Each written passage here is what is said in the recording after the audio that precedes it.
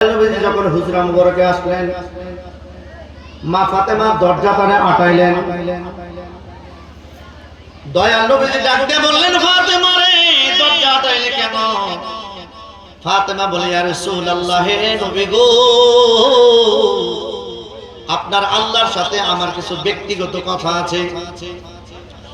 তখন মা ফাতেমা দরজা বন্ধ করে আল্লাহকে বললেন, আল্লাহ, তুমি ইব্রাহিম ও খলিলুল্লাহর জন্য তুমি নমরুদের আগুনকে তুমি ফুল বাগিচা বানাইলা। সুবহানাল্লাহ। এ প্রভু, কত নবীর পক্ষে তুমি আল্লাহ কাজ করলা।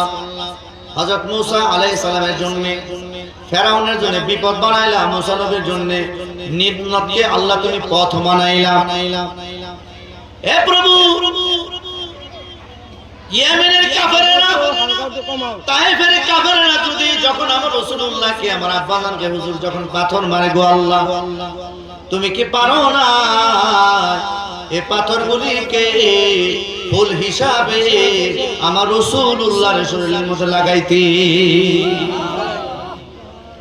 তখন আমার দয়াল নবীজি বলে, ফাতেমা, মা জননী এইভাবে বলো না গো মা। মা জননী বললেন, ইয়া রাসূলুল্লাহ, আপনার আল্লাহ বাবা হারানো ব্যথা, বাবার ব্যথা কিন্তু কি বুঝবেন? কারণ রব্বুল আলামিনের মাও নাই, বাবাও নাই, ছেলেও নাই, সন্তানও নাই। যদিও কথাগুলি আবেগের কথা, ছোট মানুষ আবেগ দিয়ে কথাই বলতে পারে। বলতেছি, ইয়া রাসূলুল্লাহ, আপনারও তো বাবার সহানুভূতি, বাবার মর্ম, বাবার আদর আপনিও তো বুঝেন নাই। কারণ আপনি পৃথিবীতে আসার আগে আপনার আব্বা হুজুরকে, হযরতে আব্দুল্লাহকে আপনি হারাইলেন। ইয়া রাসূলুল্লাহ, আপনি তো বাবার মর্ম বুঝবেন না।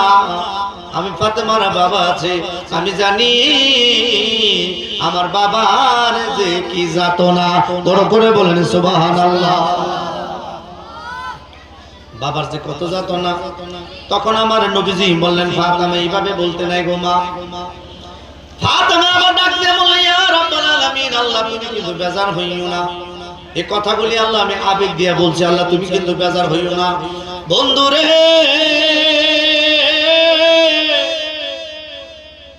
ও খলিলাবাদের এলাকার বাবাজিরা, ও সাচি আমার এলাকার বাবাজিরা, তখন আম্মা জানা ফাতেমা রাহমাতুল আলামিনকে বললেন, ইয়া রাসূলুল্লাহ, আপনি একটু অপেক্ষা করেন, আমি একটু গরম পানি করব।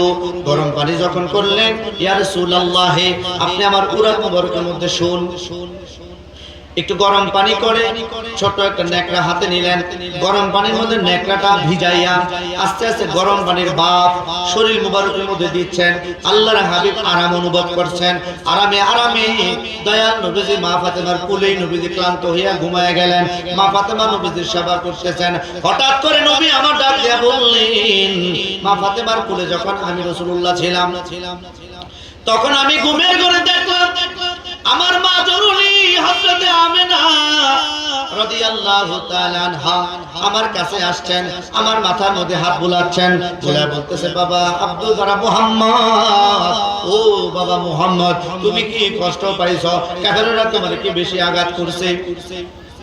এইভাবে যখন মা আমেনা মাথার মধ্যে ধরে যখন আদর করছিলেন, মাথা মুবারক ধরে ধরে আদর করছিলেন, নবী আমার ঘুমের ঘরে স্বপ্নে আম্মাজান আমেনার হাত মুবারকের মধ্যে ধরলেন, আঙ্গুলের মধ্যে ধরলেন, আঙ্গুলের মধ্যে ধরে মা মা মা মা করে চিৎকার করতেছেন।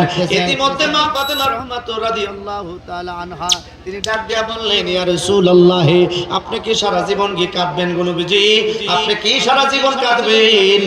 এখন আপনি ঘুমের মধ্যে এখনো কাঁদতেছেন। তখন আমার নবী ডাক দিয়ে বললেন, ফাতেমা, আমি যখন তোমার কোলের মধ্যে আরাম করছিলাম, আমি দেখতে পেয়েছি আমার মা জননী হযরতে আমেনা এসেছে, আমাকে আদর করতেছে। আমি আদর পাইয়া আমার মা জননীর কোলের মধ্যে আমি উঠতেছিলাম, হাত মুবারকের মধ্যে ধরতেছিলাম।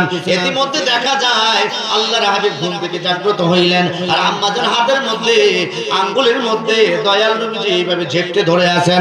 বড় করে বলেন সুবহানাল্লাহ। মামা করে চিৎকার দিয়ে মা ফাতেমার হাতের মধ্যে যখন ধরলেন, তখন মা জনের বয়স মাত্র 9 বছর। নবী আমার ডাক দিয়ে বলে, ফাতেমা, যেহেতু ঘুমের ঘরে আমি মা বলে তোমার হাতের মধ্যে ধরেছি, আজকে থেকে তুমি আমার মেয়ে নও। ও ফাতেমা, আজকে থেকে রহমাতাল লিল আলামিনের মা হচ্ছে তুমি ফাতেমা। বড় করে বলেন সুবহানাল্লাহ। সেদিন থেকে আমার নবীজি মা ফাতেমাকে মা বলে ডাকতেন। প্রধান বক্তা আসছে, নারে তাকবীর, নারে রিসালাত। আল্লামা ভারতী সাহেবের আগমন, পিশাব হুজুরের আগমন, নারে তাকবীর, নারে রিসালাত, নারে গাউসিয়া। আমাদের মেহমানে আলা পীরজাদা আল্লামা মুফতি শাহ মোহাম্মদ ওলিউল্লাহ ফারুকী পানিশ্বর নূরে মদিনা গাউসিয়া দরবার শরীফের পীরজাদা হুজুর তিনি শুভ আগমন করেছেন। আমরা বলি আলহামদুলিল্লাহ। যাই হোক, হুজুর তিনি আরাম করছেন, ওনার নির্দিষ্ট সময়ে তিনি আসবেন। আমি আমার বাকি কথাটুকু শেষ করছি। আপনাদের খারাপ লাগতেছে না তো? তাহলে আরেকটু মেহেরবানি করে দুরুদ ও সালাম পড়েন। আল্লাহুম্মা সাল্লি, জোরে জোরে, পিছনে পিছনে বেরো বাবাজিরা প্লিজ। মুহাম্মাদ ওয়া আলা সাইয়্যিদিনা খাতুনে জান্নাত মাগো ফাতেমা, এজি এ বিশ্ব তরাইবেন মাগো করিবেন উদ্ধার।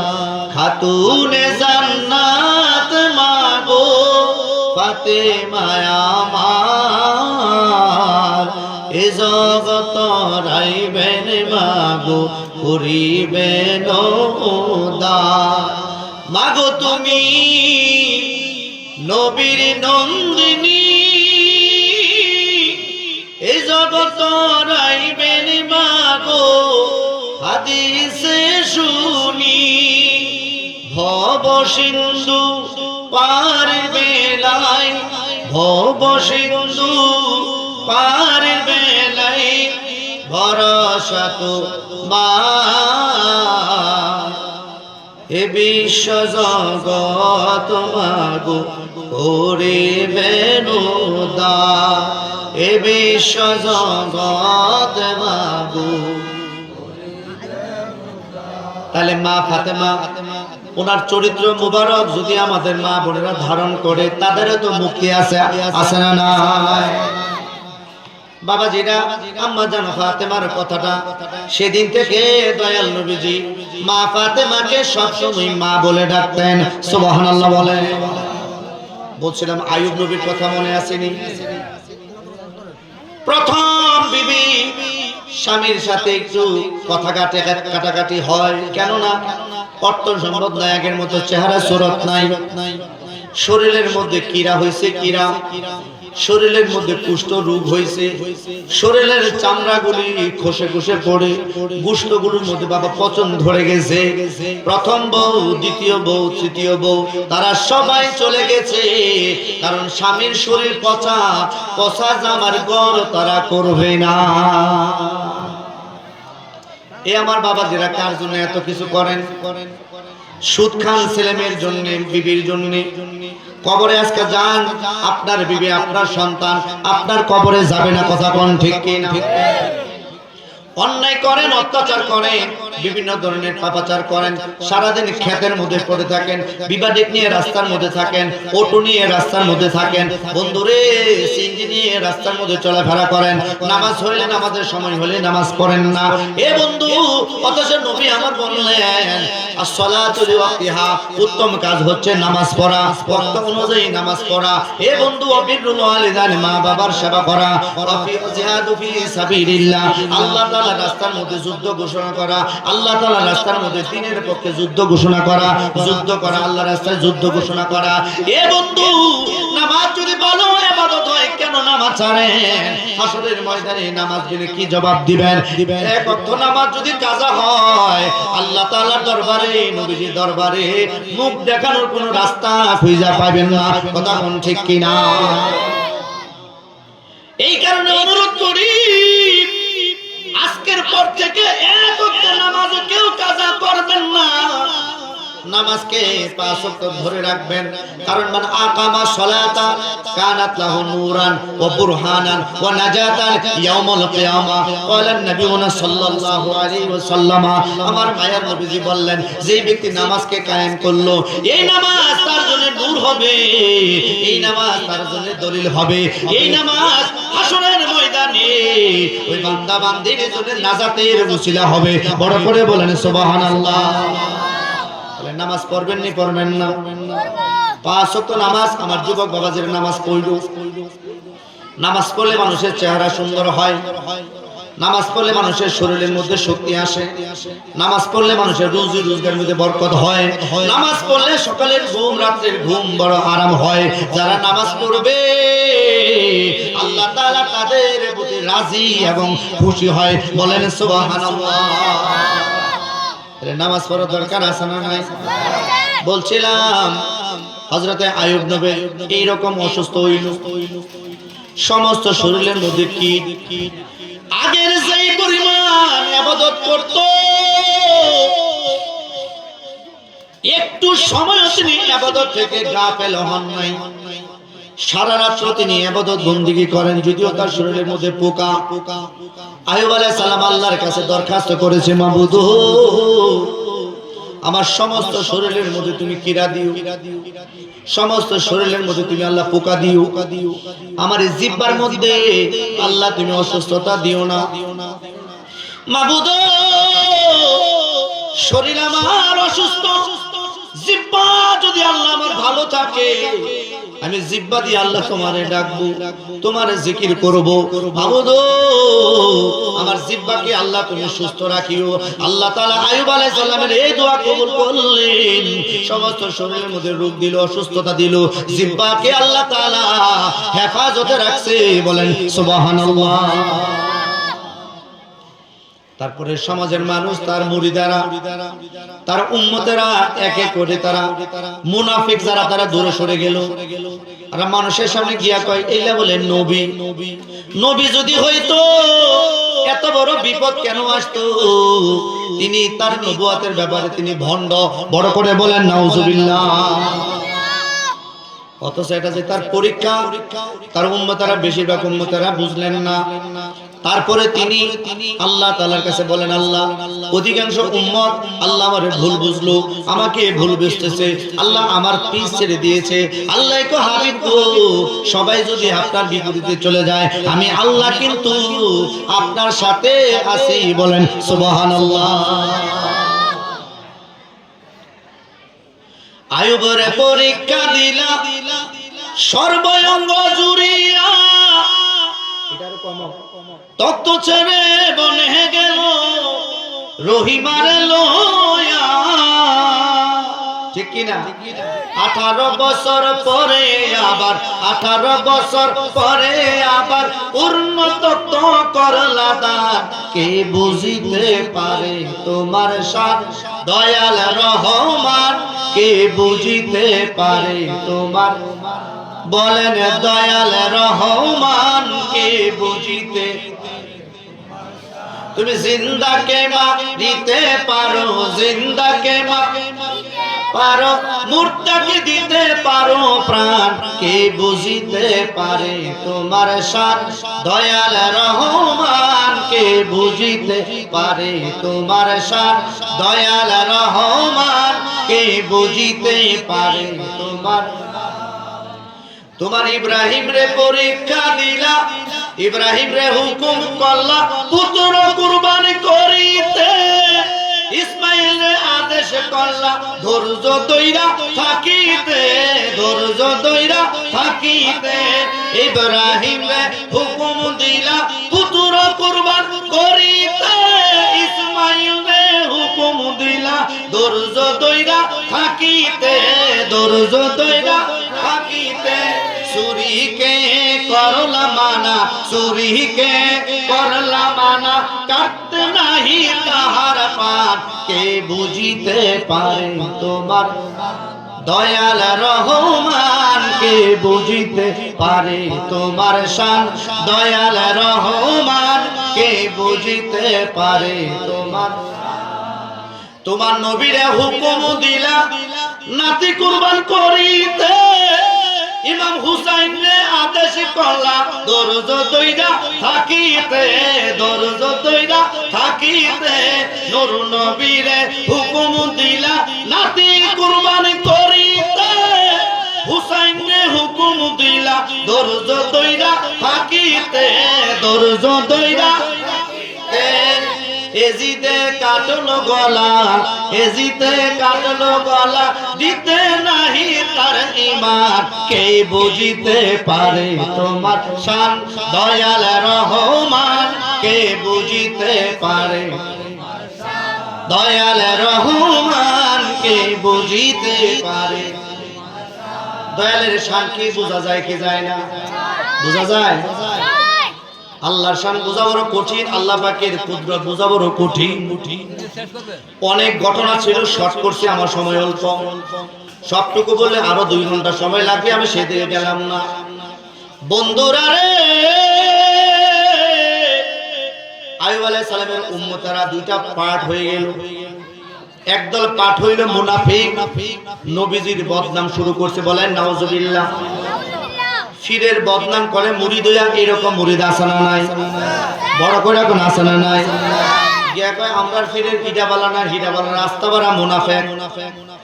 আরে আমার তরিকতপন্থী যার কাছে মুরিদ হইছেন, হযরতে মুসা আলাইহিস সালাম খিজির আলাইহিস সালামের যেভাবে অনুসরণ করত, এইভাবে যদি অনুসরণ না করো, মুরিদ হওয়ার পরেও কোনো ধন কোনো কিছু পাইবা না। পীরের কথা মতো চলা লাগবে, যদি চাও যদি চলো, তাহলে না চাইতে অনেক কিছু পাইবা। কথা কোন ঠিক কিনা? বাজান তরিকতের বয়ানে আজকে গেলামই না। তারপরে কি হলো, শর্ট করে কথাটা বলে ফেলে রে বন্ধু। গ্রামের মানুষ বলল, ও আল্লাহর নবী, আপনি তো নবী, হয় আপনি গ্রামে থাকবেন নতুবা আমরা থাকবো। আপনার শরীর পচা, আপনার শরীর দিয়ে দুর্গন্ধ বের হচ্ছে, আপনার সাথে আমরা থাকতে পারবো না। তখন আইয়ুব আলাইহিস সালাম ওনার উম্মতেরা ওনারে 1 গ্রাম 2 গ্রাম 3 গ্রাম এইভাবে 7টা গ্রামের মধ্যে নিলেন ঘর বাঁধার জন্য। কিন্তু 7 গ্রামের মানুষ হযরত আইয়ুব আলাইহিস সালামকে তারা বের করে দিয়েছে, বলেন নাউজুবিল্লাহ। অবশেষে তার উম্মতেরা যেখানে ডাস্টবিন, এই ডাস্টবিনের মধ্যে আইয়ুব আলাইহিস সালামরে কলা পাতা মুড়াইয়া ডাস্টবিনের মধ্যে ফেলে দিয়ে তার মুরিদারা বাড়িতে চলে গেছে, উম্মতেরা বাড়িতে চলে গেছে। রহিমাকে সবাই সাইরা যাইতে পারে, স্বামী গো আমি আপনারে সাইরা যাব না, কারণ আপনার দুঃখের দিনে সুখের দিনে, আমার দুঃখের দিনে আপনি ছিলেন, আজকে আপনার দুঃখের দিন। আমি রহিমা তো আপনাকে ছাড়তে পারি না। আমার জীবন যদি যায়, আমার জীবন যদি কুরবান করা লাগে, তারপরেও আপনার স্বামীর খেদমত আমি রহিমা করব। বড় করে বলেন সুবহানাল্লাহ। রহিমা কি করলেন? আইয়ুব আলাইহিস সালামকে তুলে নিলেন কাঁধের মধ্যে, ছোট একটা বাচ্চার মতো। শরীর তো বাজার নাই, সমস্ত শরীর মা রহিমার শরীরের মধ্যে, কাঁধের মধ্যে। বাবারে গোশতগুলি সব জমে গেছে। জঙ্গলের ভেতরে গিয়ে ছোট্ট একটা ঝুপড়ি ঘর বানাইলেন। ওই ঘরের মধ্যে হযরত রহিমা অল্প কিছু তিনি যখন খাবার নিয়ে গেলেন, কয়েকদিনের মধ্যে খাবার তিনি শেষ হয়ে গেলেন। তারপরে হযরত রহিমা হযরত আইয়ুব আলাইহিস সালামকে বললেন, স্বামী গো একটু অনুমতি দিন, আমি কাজ করতে যাব। কাজ না করলে এই জঙ্গলের ভেতরে আপনাকে তো আমি লালন পালন করতে পারবো না, খাবার আমরা পারবো না, খাবার না ছাড়া তো আমরা বাঁচতে পারবো না। হযরত রহিমা মানুষের বাড়িতে যাইয়া জিয়ের কাজ করে, থালা বাসন ধোয়, বিভিন্ন ধরনের কাজ করে, তথাপি অন্যায় পথে তিনি গমন করেন না। বড় করে বলেন সুবহানাল্লাহ। আরেকদিনকার ঘটনা, তিনি শহরে গেলেন কাজ করার জন্য, সারাদিন কোনো কাজ পাইলেন না। এর মধ্যে আইয়ুব আলাইহিস সালামের অবস্থা এমন হইল, তিনি কোন জিনিসের মধ্যে হাত দিলে, ওই বাঁশের মধ্যে গাছের মধ্যে হাত দিলে গোশত লেগে যাইতো। আল্লাহু আকবার বলেন। চামড়া খসে যাইতো, চামড়া খসে যায়, কিরাগুলি বলো বলো বলো বলো করতো। বন্ধুরে, হযরতে রহিমা নিজের চুল মুবারক এইভাবে সামনে ঝুলাইতেন, চুল মুবারকের মধ্যে ধরে হযরতে আইয়ুব আলাইহিস সালাম উঠা দাঁড়াইতেন। চুল যদি না থাকতো, কারণ চুল হচ্ছে সবচেয়ে নরম, চুলের মধ্যে ধইরা হযরতে আইয়ুব আলাইহিস সালাম দাঁড়াইতেন। এইভাবে একদিন, দুই দিন, তিন দিন, যখন তিনি শহরে গেলেন কাজ করার জন্য, সারাদিন ঘুরলেন, কোনো কাজ পাইলেন না। অবশেষে সন্ধ্যা সময় ভদ্র মহিলাকে গিয়ে বললেন, কিছু টাকা পয়সা আমাকে ধার দিতে পারবেন? কোনো ধার দিতে পারবো না। ধার যদি না দেন কিছু জব দিতে পারবেন, গম দিতে পারবেন? তাও পারবো না। ভদ্র মহিলা কয়, তোমাকে জব দিব, গম দেব, শর্ত হচ্ছে একটা। কি শর্ত? তোমার মাথার মধ্যে যে লম্বা লম্বা চুল, এই মাথার এক পাশের চুলগুলি আমাকে কাইটা তুমি দিয়ে দিবা, তোমার চুলগুলি আমার মাথার মধ্যে আমি লাগাইবো, কারণ তোমার সুন্দর চুলগুলির প্রতি আমার বড় লোভ। ও আমার খুল্লাবাদের মা বোনেরা, অন্য মহিলার চুল আপনার মাথার মধ্যে বাঁধতে পারবেন, এটা হারাম। মাগো, এটা যদি করেন হাসরের ময়দানে দায়ুস নারী হিসাবে হাসরের ময়দানে দাঁড়াইতে হবে। কথা কোন ঠিক কিনা? অনেক মহিলারা বাজার থেকে চুল কিনে নিয়ে আসে, কুপার মধ্যে লাগায় না। আম্মা এটা কইরেন না, এটা হারাম, এটা করা যাবে না গো আম্মা। তোমার যা আছে তার উপর সন্তুষ্ট থাকবা। আল্লাহ তাআলা বলেন, ইন্নামা ইউসাফা ইন্নামা ইউওয়াফাস সাবিরুন আজরাহুম বিগাইরি হিসাব। যারা ধৈর্য ধারণ করবে, নিজের যা আছে তার উপর যদি সবর ধারণ করে, আল্লাহ তাআলা তাকে বিগাইরি হিসাব দান করবেন। বলেন সুবহানাল্লাহ। রহিমা ডাক দিয়া বলেন, আমার এই চুলের মধ্যে ধরে আমার স্বামী উঠে দাঁড়ায়, আমি যদি চুলগুলি দিয়ে দেই আমার স্বামী কিভাবে দাঁড়াবে? কি ধরনের স্বামীর খেদমত করতেন হযরতে রহিমা? বলো, ঠিক আছে, অর্ধেকটি চুল আপনি নিয়ে যান। এদিক দিয়ে শয়তান একটা রাস্তা খুঁজতেছে। 18 বছর যাবত আইয়ুব আলাইহিস সালামকে কিরাই খাইলো, একদিনও আল্লাহর প্রতি অসন্তুষ্ট হয় নাই, শুকরিয়া আদায় করতে সে কোনোদিন ব্যর্থ হয় নাই, সবসময় আল্লাহ পাকে শুকরিয়া আদায় করে। তখন আইয়ুব নবীর কাছে একজন মানুষ এসে বললেন, ও নবী আইয়ুব,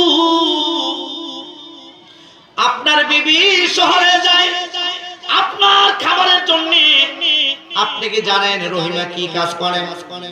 হযরত আইয়ুব আলাইহিস সালাম বললেন, আমার বিবি তো ভালো কাজ করে না, আপনার রহিমা চুরি করে। চুরি? বড় করে বলেন নাউজুবিল্লাহ। আইয়ুব আলাইহিস সালাম মাইন্ড করলেন, আরে আমার বিবি বুঝি চুরি করে? কোনা বিশ্বাস করি না। বিশ্বাস যদি না করেন, আজকে আপনার বিবি আসলে বলবেন চুল দেখানোর জন্য চুরি করতে যাইয়া ধরা পড়ছে, তারপরে চুল কাইটা নিছে। ও আইয়ুব নবী, আপনি দেখবেন তার চুল বলবেন দেখানোর জন্য। হযরত রহিমা যখন বাড়িতে আসলেন, জি জি জি জি জি জি ইনশাআল্লাহ, নারে তাকবীর, নারে রিসালাত। হযরত মাওলানা হুসাইন আহমদ জুলাই সাহেবের আগমন, সবাই বলেন মারহাবা। বাজান অনেক কথা, আসেন হুজুর উপরে আসেন, সবাই বলেন মারহাবা। আবারও বলেন আলহামদুলিল্লাহ। আল্লাহুম্মা সাল্লি আলা সাইয়্যিদিনা আল্লাহুম্মা সাল্লি সাইয়্যিদিনা জুড়ে আদনা মাওলানা। আল্লাহ তুমি দয়া কর, নসিব কর মদিনা। আমার নূর নবীকে না দেখাইয়া কবর দেশে নিও না আল্লাহ।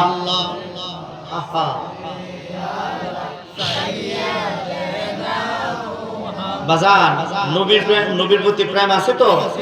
নবীর প্রেম ছাড়া যত কিছুই কোন বাঁচার কোনো বাজার রাস্তা নাই। নবীর প্রেম থাকলে ঈমান আছে, না থাকলে বেঈমান, ঠিক নেই?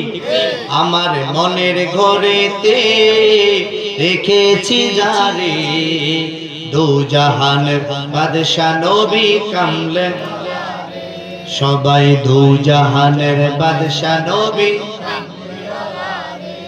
আমার দয়াল নবী রে ও আমার দয়াল নবী রে ও আমার দয়াল নবী রে আমার নূরের নবী রে দু জাহানের বাদশা নবী কামলেওয়ালা আমার মনের ঘরেতে রেখেছি যারে দু জাহানের বাদশা নবী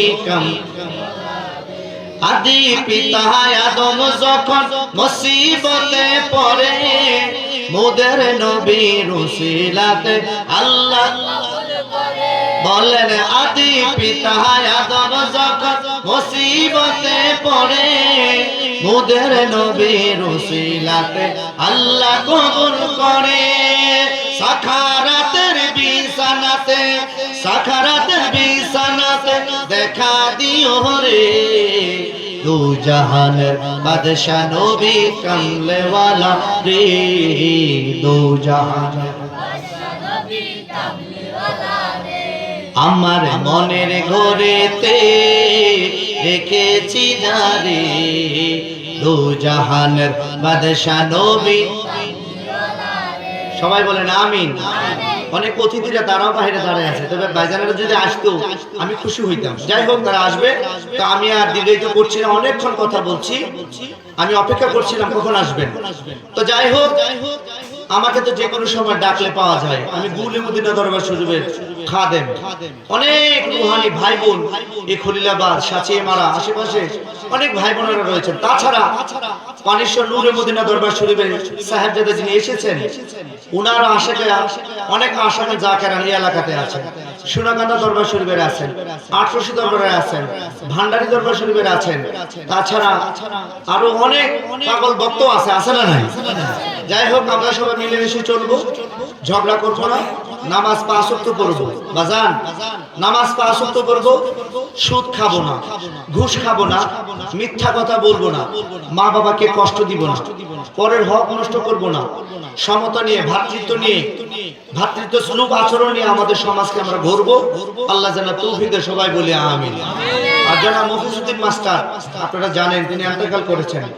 আমার ইমিডিয়েট আপন জেঠাতো বোনের স্বামী তিনি জনাব মফিজউদ্দিন মাস্টার, তিনি ইন্তেকাল করেছেন অনেকদিন আগে। তিনি আমাকে অত্যন্ত মহব্বত করতেন, আমাকে রাসেল বলে ডাকতেন, আমিও দুলাভাই বলে ডাকতাম, হুজুর কোনোদিন ডাকে নাই। রাসেল তুমি করতো, মানে তার ব্যবহারে তো রোমান্টিক ছিল। আমি আমার দুলাভাইয়ের জন্য দোয়া চাই, ভালো থাকবেন আপনারা, আমার জন্য দোয়া করবেন। আসসালামু আলাইকুম ওয়া রাহমাতুল্লাহি ওয়া বারাকাতুহু ওয়া মাগফিরাতুহু।